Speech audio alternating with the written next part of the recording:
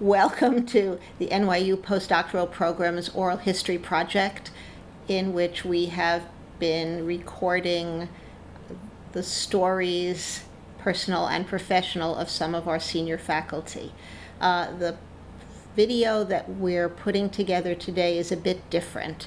It is a video that was recorded some years back by Steve Kuchuck of Lew Aron under the auspices of IARPP, and particularly Susie Nebbiosi, who started the project there, which is called Relational Voices, and they have very graciously allowed us to borrow it and include it on our website. It's a video that Lew did about a year before he died, and he was 65 at the time. As you mostly all know, I think, he was the director of NYU for quite a long time and very beloved, and we're thrilled to be able to include that in the Oral History Archive.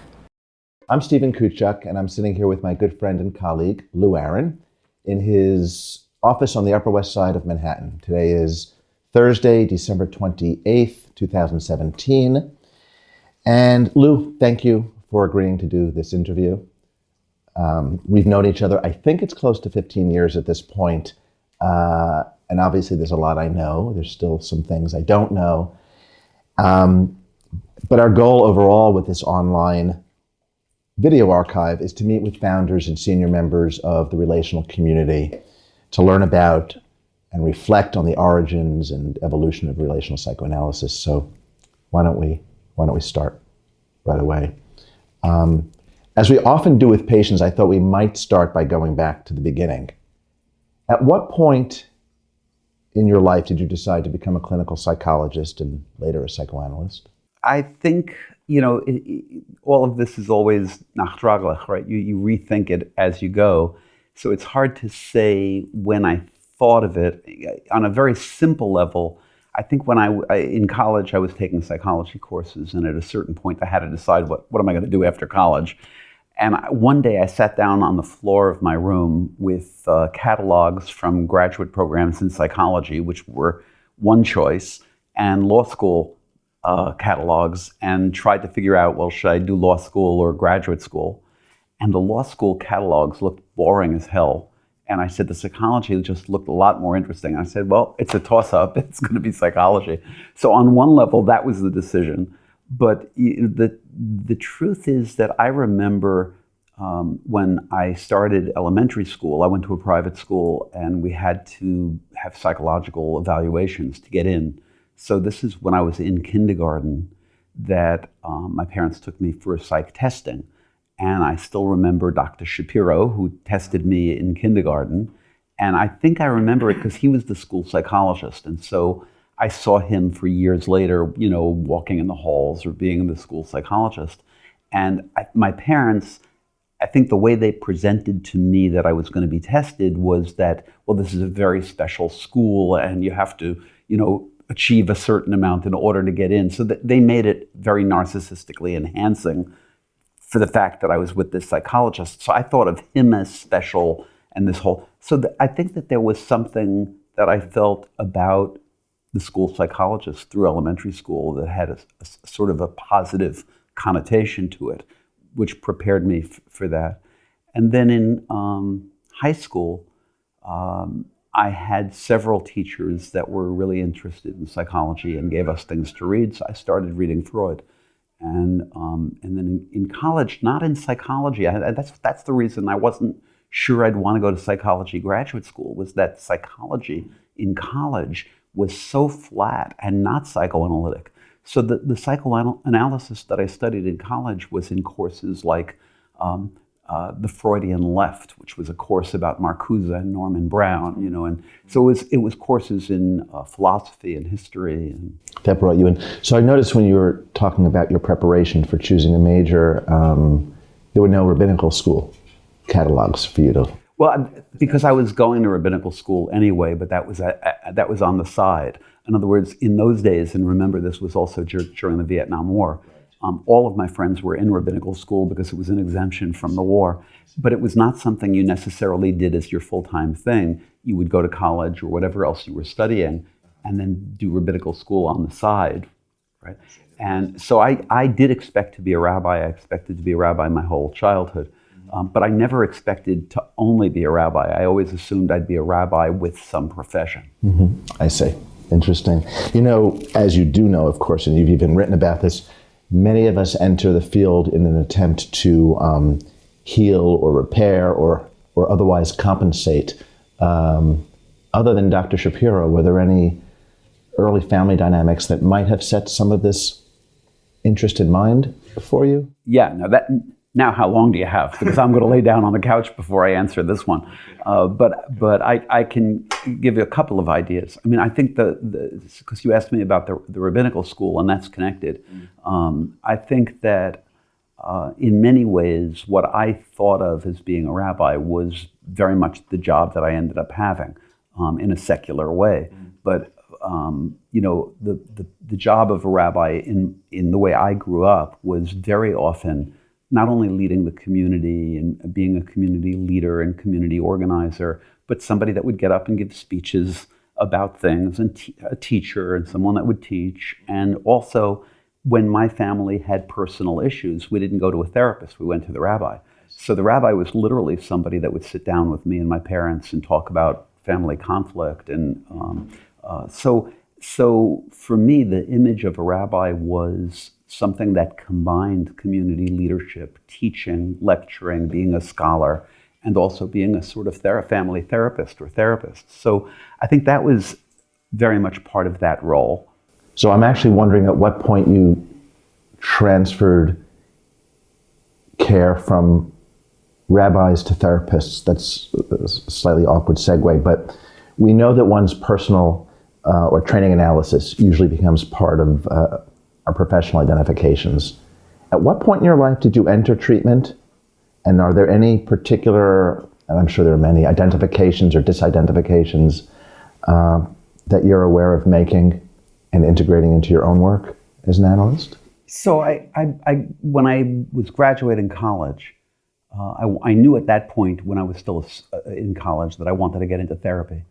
But at that point, I told myself that I was starting graduate school in the fall and I should wait and get into the field and get a recommendation or referral. I didn't even know enough really about who to ask. So I started graduate school, and actually one of the best things I think that happened to me in graduate school, I think one of the most important things in my whole training was that the first day of class, the director of the clinical psychology program sat us all down and welcomed us to the program and said, any of you that are not already in therapy are completely wasting your time and shouldn't be here. And if you want referrals, I'll be happy to make referrals. And you've got to be in therapy to get anything out of this. Right. That was the first day of graduate school. And it was Lew Aron who was, at that point, the director of clinical psych. He's an analyst. In those years, he was a student at the Adelphi Postdoc program doing his own analytic training. And they ran the clinical psychology program very much analytic lines. It was all people that were analytically oriented. And so he said that the first day, and I went right up to him afterwards and said, well, in fact, I was hoping to get a referral. And he referred me to one of his buddies from the Adelphi Postdoc, who I went to see. And he was from Adelphi, so he had a kind of good eclectic broad analytic training, but he was basically a Freudian, very classical from the tradition of Arlo and Brenner and David Berry's and that sort of group of thinking. And I only know that because, I know it experientially, but I didn't know it intellectually until long after my analysis when I started, at some point I applied for something and I needed to document that I had been in an analysis. And I asked him at that point who his analyst had been, and he told me, and that was when I first found out anything about his personal background. I was in analysis 11 years with him, 4 times a week, and there was never a technical word mentioned. There was never any word about anything professional other than what I might associate to, but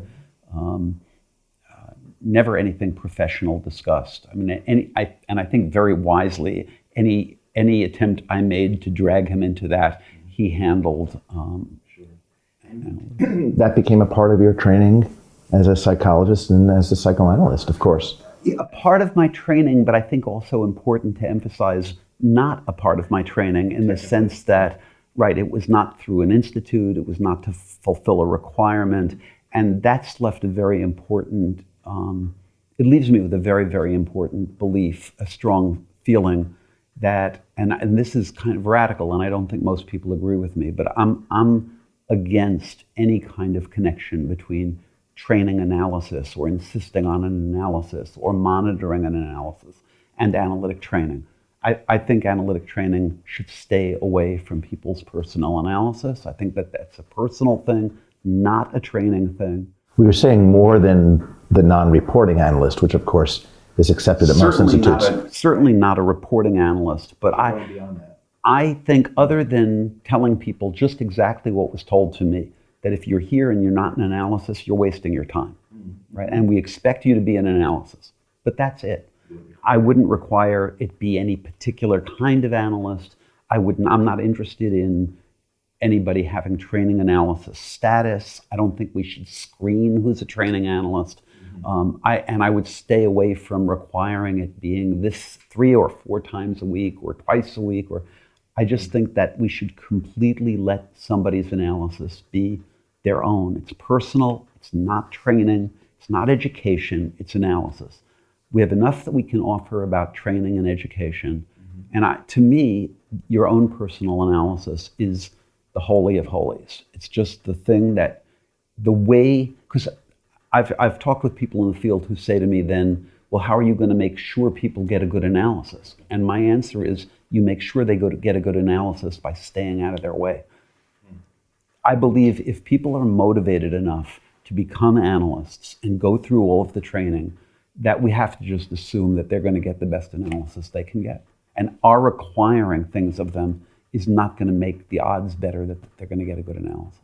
Does this color how things go at NYU Postdoc, where you're directing? It doesn't, because the director doesn't. The director is not a dictator. I don't get to impose my views on the community. The community, and also because we're a part of the Accreditation Council for Psychoanalytic Education, and we want to be accredited, we have to follow the basic rules of the field as they are now. And the rules of the field, at least according to the Accreditation Council, is that we have to require that the analysis be at least 3 times a week, and that the analysis be a certain number of hours, and that the analyst has to preferably be certified. And so we get into all of the rigmarole of disciplines. And I don't fight that, but my own personal belief is that all of that gets in the way. Graduate work was at NYU? My graduate work was at St. John's University, which is where Lew Aron was. That's where that happened. And I was there, did my master's and doctorate in clinical psychology there, analytically oriented. And I went there knowing that I wanted to be a psychoanalyst. And I knew that the clinical psych program was analytic. I didn't really believe, I think, that there was any other kind of psychology. It was like, that's what I thought I was doing. Mm-hmm. So I went there and immediately applied to postdoc afterwards. And partially applied to postdoc because my analyst had been at Adelphi, and I think I wanted to go somewhere else and have a different community. But also, and really the main reason, was that NYU had an amazing reputation, particularly for the Freudian track, and I wanted to get the Freudian training there. Were there other options? At that point, there was Freudian and interpersonal. That was in the years before there was any kind of relational anything. Absolutely. And so there was Freudian and interpersonal, and I had a Freudian interview, and the Freudian interviewer thought I was a perfect fit for the program and I should get in. And the interpersonal interviewer wrote a letter saying that I was very rigidly Freudian and would not be open to anything else. And he was right. That was a great intervention because I was then determined to prove him wrong. So that worked out. Little did he know. And at that time, was your interest in learning about technique and what actually healed, like one of your favorite ancestors, Sándor Ferenczi? Were you closer to Freud's camp with an interest in metapsych and theory? or were your primary interests in some other area, perhaps? Yeah, I mean, I was really interested in theory of technique, and I always was interested in theory of technique. But I also was very interested in just the history of psychoanalysis and the way, even then, and the way that theories had evolved. And I do think that for me, just the fact that there was an interpersonal and a Freudian camp was actually very stimulating, because I was really interested in what those fights were about and what the history of those fights were. And so from the very beginning, I did get interested in all of that. But I was interested in I wanted to get good basic grounding in the fundamentals, and right away signed up for the classes in that. And maybe already setting the ground for your interest in dialectics, if there was any attempt at the school to integrate in any way? Or in those years, there really wasn't much. I mean, the camps were really fighting. It was very polarized in those years. This was, I think, for people in the field that didn't live through the Greenberg and Mitchell book, it's very hard to explain to people what a huge transformation there's been in psychoanalysis from before 1983, when that book came out, and after. Even for those of us like myself who trained years after that book, but never even heard about the book, it's very hard to. Yeah, I think it's hard to describe just what you're asking about that polarization and the splits in the field. The interpersonalists, the neo-Freudians, were really viewed as not analysts by the mainstream. There were terrible battles. It was, people would really put each other down. Each group that the other was either very rigid and very narrow, or not really an analyst. And there were very bitter battles. This was, of course, at NYU, but I think it represented what was happening in New York and around the world. And the Greenberg and Mitchell book was really something that shook the field up. It's not just one more book or an intellectual intervention. It was a way of, it's the first attempt.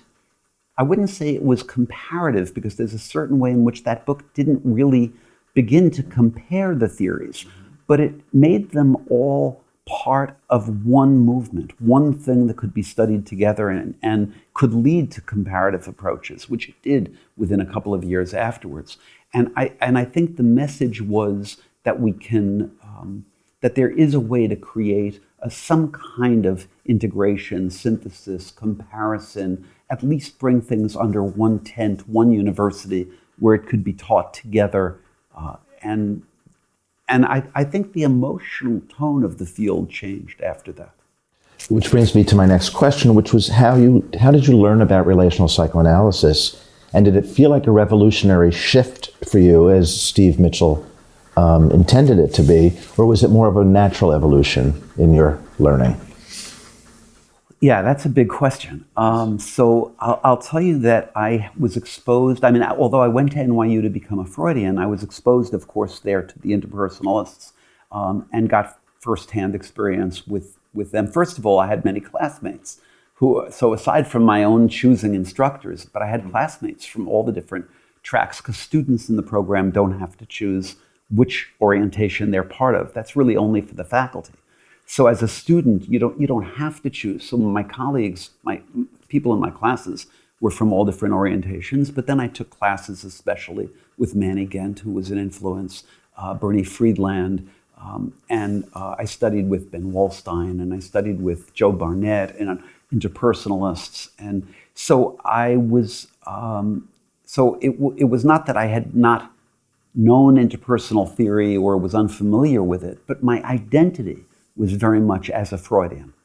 And I worked with Donald Kaplan, who was my mentor, who was a New York Freudian, and worked very closely with him. He was very supportive. And then in my last year of training, that was right after the '83 book had come out, and so this, Mitchell and Greenberg, and then this is '84 and '85 when I'm finishing my training. Steve Mitchell gave a workshop where somebody presented a case. It was about 20 or 30 of us, and Steve responded to the case. I was about to graduate, and I was blown away. First of all, Steve was very young. I think he was still late 30s at that point, maybe 40, something about that. And my supervisors and mentors had all been older people. And I thought, well, what is this young guy going to be able to offer? Like, maybe he's really smart, but he doesn't have that kind of experience. What's he going to bring to this? And he just blew me away. He took this case and responded, just off the top of his head and said, well, here's how a Freudian would see it. Here's how an interpersonalist would see it. Here's how a Kleinian would think about it. Here's what Fairbairn might say. He just went on, and it was not just brilliant intellectually. He got to the core of this case from every view, and it was masterful. So I went right up to him. I had never met him before. It was my first time meeting him. And I told him I was graduating postdoc and I was looking for a supervisor. But I said, what I really want to learn is not just supervision of my cases, which I've had a lot of. What I really want to do is what you just did. I want to know how to put this all together, all these different points of view, and I want to start writing. Would you be interested or willing to supervise me along those lines? And he was absolutely happy to do that. And then I said, great, would you lower your fee? And he said no, and that was the most important lesson he taught me. And we started to work together, and then I worked with him for years after that. But if I'm getting the years right, this is before he really developed his ideas about relational psychoanalysis, big R. That's right. It was, if you go back to that 83 book, and it's something that I think people misremember because people impose what they know from later on what happened earlier. But that 83 book is not a call for relational psychoanalysis. It's just the beginning of showing how you can organize schools along relational lines or drive lines. But the conclusion at the end of that book is that both points of view are legitimate, both will go on forever, that it's an aesthetic choice about how you pick one or the other, that one view will never defeat the other view. That's hardly the call for a new relational school moving forward. It's much more about what they, Jay and Steve, were doing looking backwards at the history of psychoanalysis. So it's only after that book came out and was finished that Steve could begin to really move forward with his own ideas and developments. So I'm talking about 84, 85. It's right after that book came out.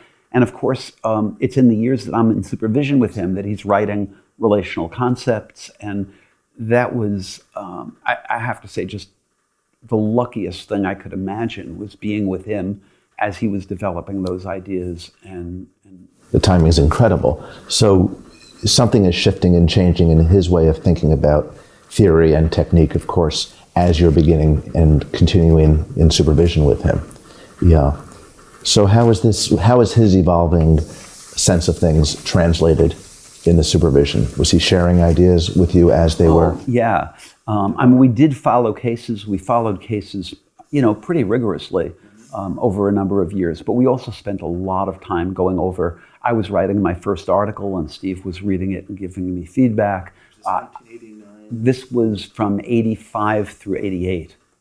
Okay. And then actually in 88, when his book came out, at that point, I felt I was at that point being recruited for the NYU faculty. Mm-hmm. And Steve and I talked about that I should move on to supervision with some of the other people, like Manny, Gent, and others that were playing a role in the program. And by then, we had become friends and started working together on writing and then developing the journal.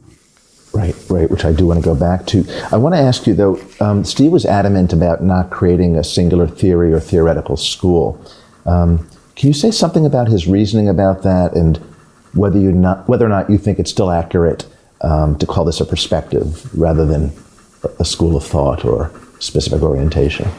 Yeah, it's something also that I have strong feelings about, and I think Steve, I think you captured it very well. Steve, to the best that I can tell, and lots of people were close to Steve and worked with him then, and each of us, I'm sure, has our own view of Steve and what he was up to.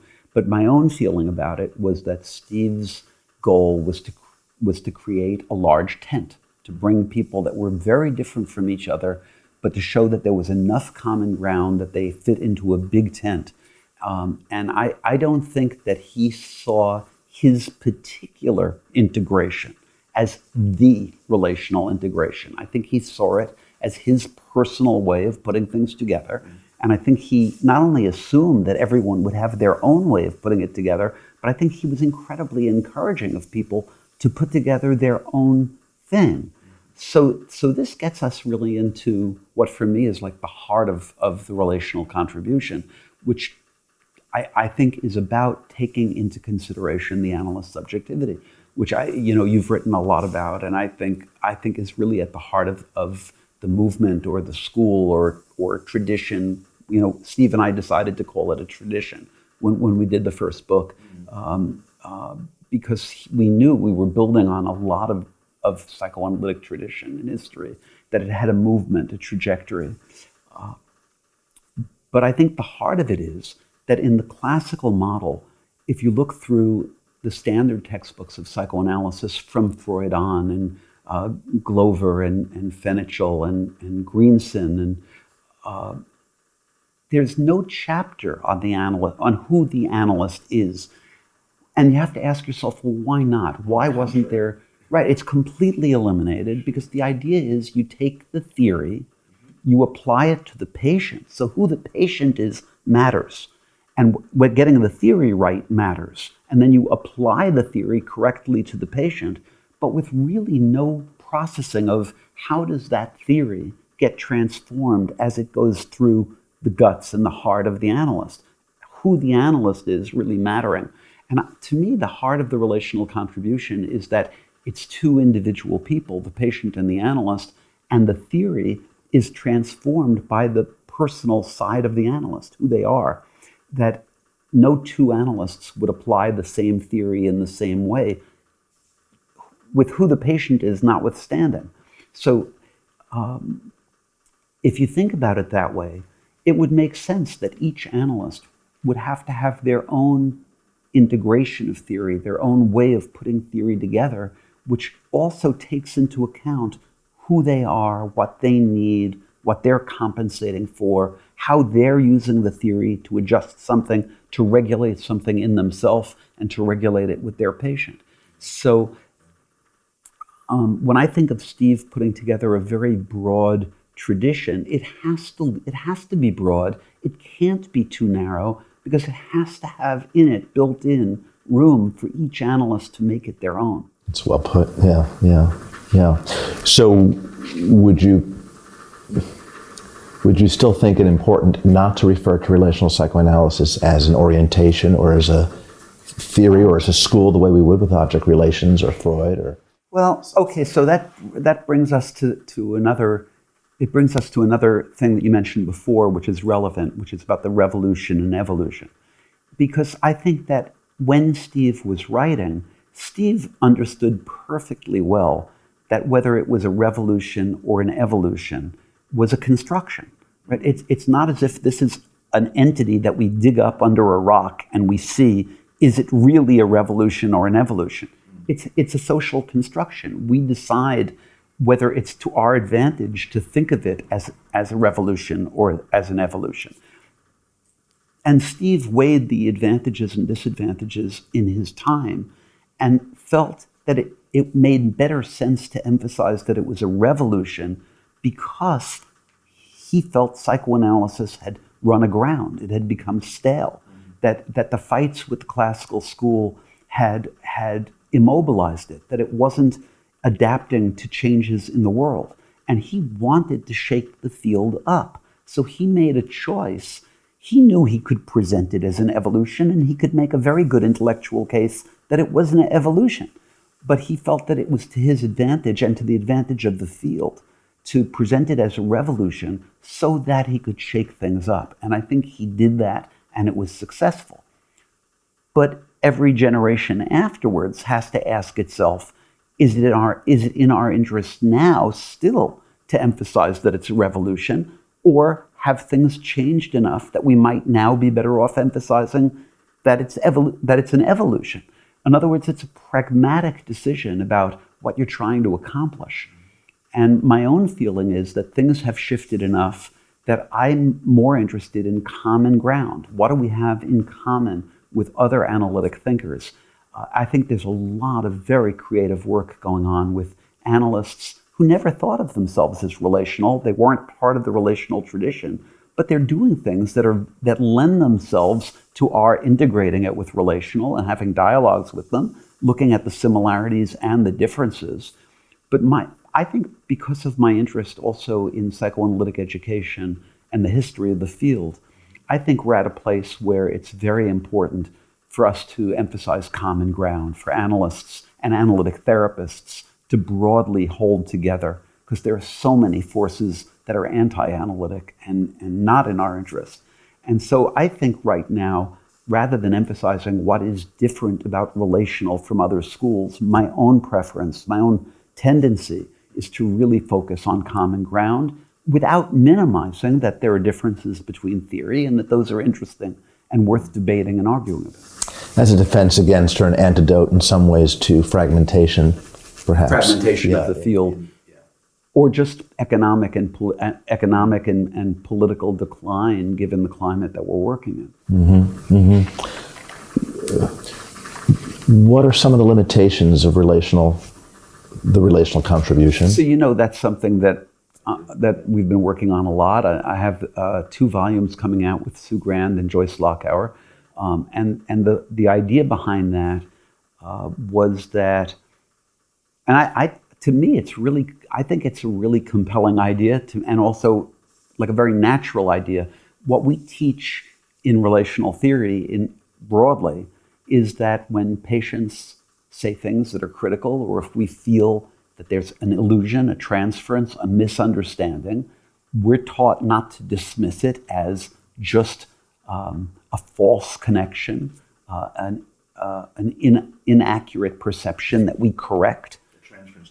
A transference distortion that we're kind enough to correct, but rather we try to take it seriously and we ask ourselves in what way the patient sees us. What are we doing to contribute to that? What are we doing that lends itself to that transference? How does our countertransference create the transference in Ferencz's language? Ferencz's language in your very early writing as well on mutuality and co-construction and such. How do we mutually construct this? And so then when it comes to our critics and people that are not relational and criticize relational from the outside, then we turn around and we say, oh, you don't understand us. You're getting us wrong. You're misunderstanding us. Well, why don't we do the same thing with them that we would do with patients and ask ourselves, well, wait a minute, what am I doing that they may be perceiving that I don't perceive about myself? How am I contributing to that misunderstanding? How am I contributing to the fact that they keep thinking, if one of the criticisms is that we're not taking the unconscious seriously enough, instead of saying, well, you're wrong, we do take it seriously, why not say, well, wait a minute, what are we doing that contributes to the perception that we're not taking the unconscious seriously? Is there something about the unconscious that we're not getting? How can we learn from them? In other words, take our critics and make them our teachers. Make them, instead of seeing them as the enemy, see them as friends that are enhancing our ability to think.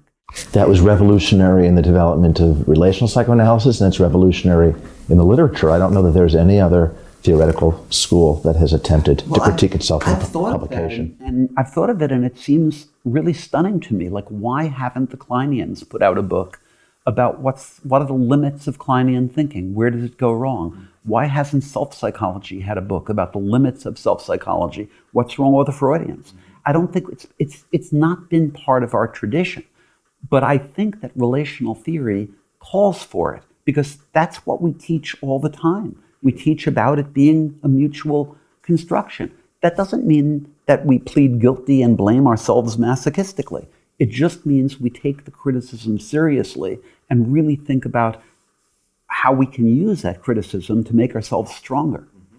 And so that's the purpose of these books. And I think that there are certain things that come up again and again and that we're going to have to think more about. And these are questions Steve Mitchell was addressing from the beginning, from his 88 book, when he pointed out that relational theory was going to have to find a way to address what's the place of sexuality.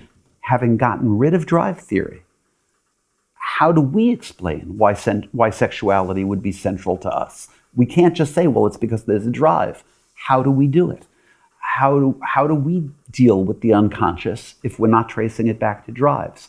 How do we deal with aggression? And those are exactly the questions Steve was asking, and they keep coming back. So what is the place of dealing with aggression in relational work? Do we see it as only secondary to frustration and only secondary to shame or other dynamics? Or do we see aggression as in some way having a life of its own? What about the unconscious? There may be many ways of thinking about what the unconscious is, but are there ways in which we've become so focused on the experience, the conscious experience that the patient has of the analyst, that we may have gotten away from looking at unconscious structural elements? How can we bring that back in? So I think that there's room for us to keep rethinking that and exploring it and learning from our critics about where we may go too far. Mm-hmm. So this is a future direction for us as relational analysts. I hope it's a future direction for everyone, because I think that the way we learn is to engage our critics not as the enemy who we have to defend ourselves against, but I work with one of the philosophers that's influenced me a lot is an Israeli philosopher named Menachem Fish, who's a historian and philosopher of science, and something happened personally with him. Aside from his theory and his philosophy, we were planning to do a workshop, a conference. And he said to the organizer of the conference said, well, I want to invite discussants for your work. Who should I invite? And he responded, find my 3 harshest critics and invite them, because that's who I'm going to learn from. And I just think that's incredibly powerful and useful. And so different from the model that we've followed since the time of Freud, when disagreement and dissension was threatening and terrifying and could lead to banishment from the field. Yeah, something for us to think about in many ways.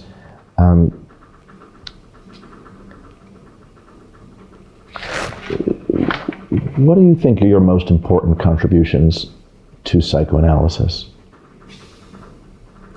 No small question. Gee, that's a really hard one. Well, I'm very proud of my work with Steve and leading up to the founding of Dialogues, and I think that starting psychoanalytic dialogues was an important contribution. And I have to say that I will never forget, even while I was sitting in the room with Steve and Manny and Philip Bromberg and Adrian and Adrian Harris, that I remember at the time, and I remember talking to Adrian on the drive home about it afterwards, just how lucky I felt to be in a room like that with them at that time as this was happening. So, I feel like I did contribute to it, but it was an incredibly lucky moment to be there at that time and working with these people. Then I think, moving on, I think my role at NYU Postdoc has been very, very important. And to some degree, my emphasis on common ground really comes out of my day-to-day work at Postdoc, because I preside over a Freudian, relational, interpersonal, and independent track.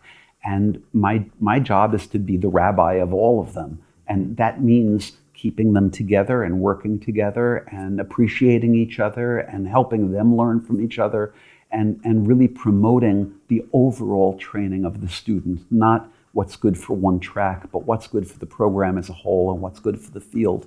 And so I think a lot of my emphasis on common ground, yes, appreciate the differences, learn from each other about the differences, but stay focused on what we have in common, comes from my work at NYU Postdoc. Which you have just celebrated 20 years, or you're in the process of finishing your 20 years? Actually, this week is really the end of my 20th year as director, starting my 21st.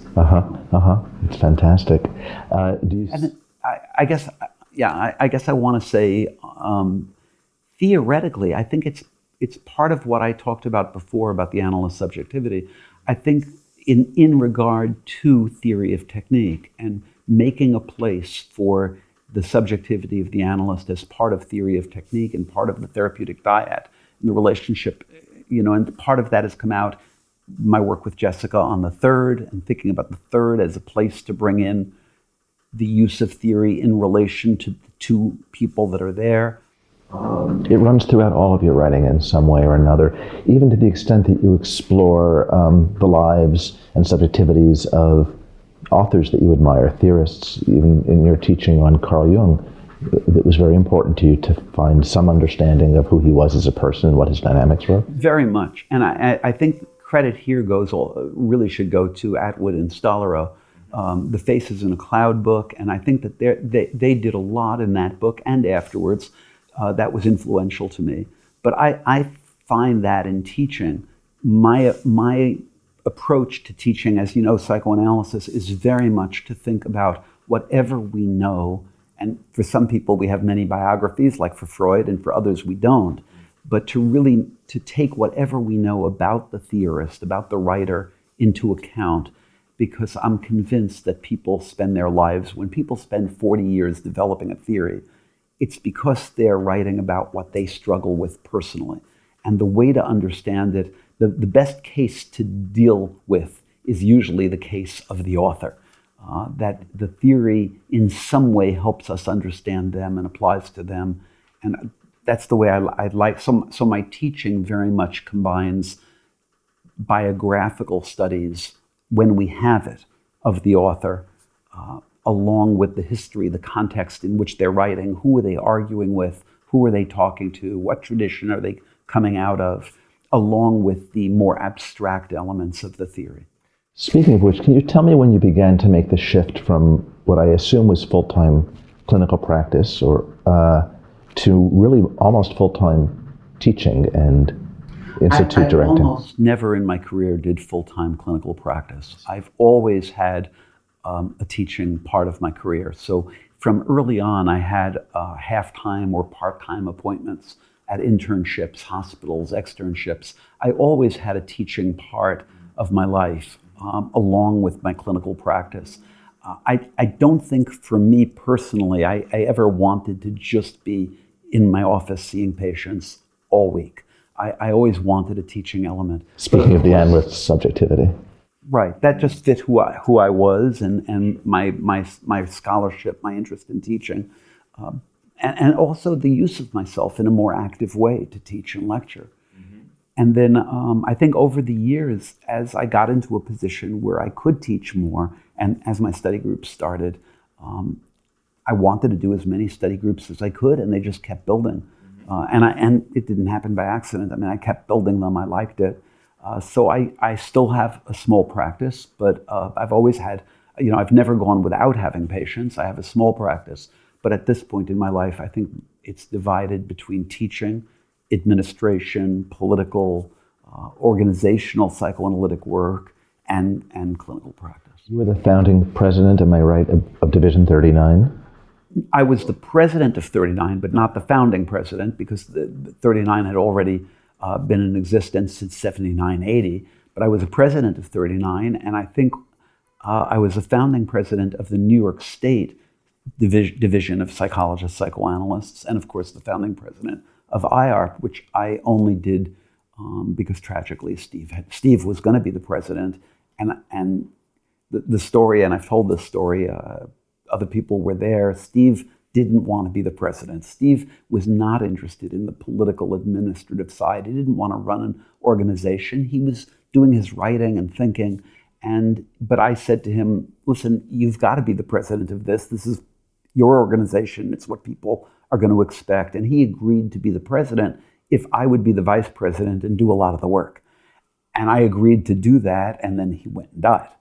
So that's the way that happened. Yeah.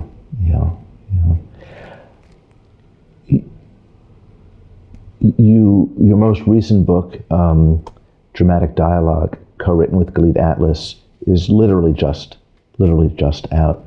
Can you tell us something about that work and also the process of writing too? We're very excited about it. We're both very excited about it. It was a pleasure to write with her. Galit and I spent a lot of time traveling and doing our writing together. It was very much a joint process. We read the whole book out loud more than once, word by word, and made sure that both of us liked the way each sentence read. So it was very much a joint project from the beginning. And a lot of the writing was done while you were traveling, you're saying? We would go away weekends and spend the weekend writing and having a good time. And so it really came out of a lot of pleasure. But the ideas in it, we also just spent a lot of time back and forth with the ideas and how we would apply them and think about them. And they come very much out of the tradition of Ferenczi. The word dramatic dialogues is a term that we believe Ferenczi used, although it's not in his writing. We learned about it through patients of his who wrote about it, Izette de Forest and others. And we trace that, and we trace the way we think of the idea by connecting it up with many, many schools of thought, with people that themselves don't think of themselves necessarily as relational, but we're able to show a lot of the connection in the thinking. So some of the post-Bionians, people like Farrow, people like Grotstein was very influential in the way I think about Bion.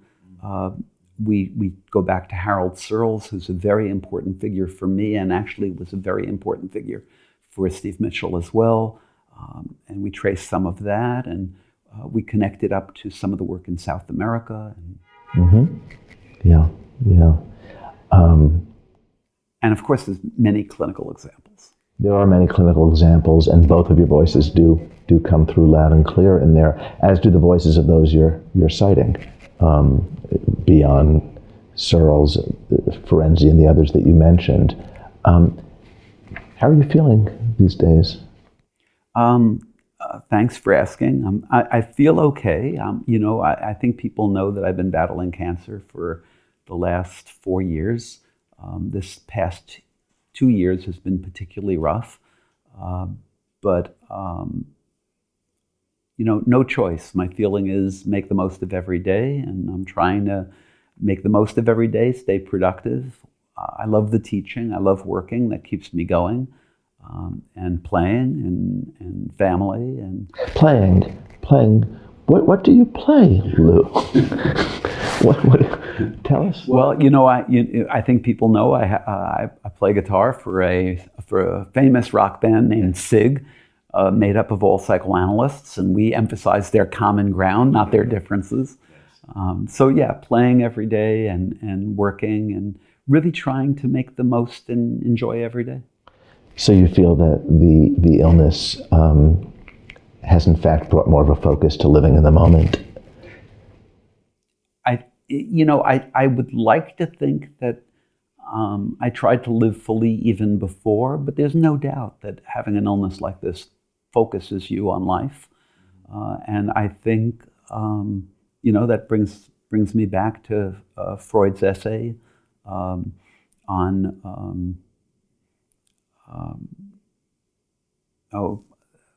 I'm forgetting the name of it, but it's Freud's essay on transience. On transience is the essay, where he talks about life's transience, and that what gives life its meaning is precisely that it's passing. And yet, so many of us live in denial of that fact, and with an inability existentially to really embrace that. Or with a certain amount of the denial being essential to go on. Absolutely. Denial's underrated. Oh, I don't think so. Yeah, I'm trying to get better and better. Just call me a champion of dissociation. I will. What future writing are you hoping to do, or future work or teaching that you're able to share with us anyway at this point? Well, I am trying to gather together papers that I've written over the years that I think have gotten less attention than they could get, and seeing about pulling them together with new introductory material and reworking some of it into a new book. So I'm hoping that I have time to do that, and I'm looking forward to doing that.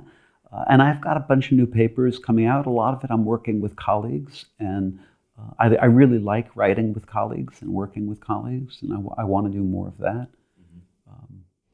And we're waiting for more of that. No pressures, as we say, unless that helps to motivate you. So, thank you for your contributions to the field. On a personal level, I can say you're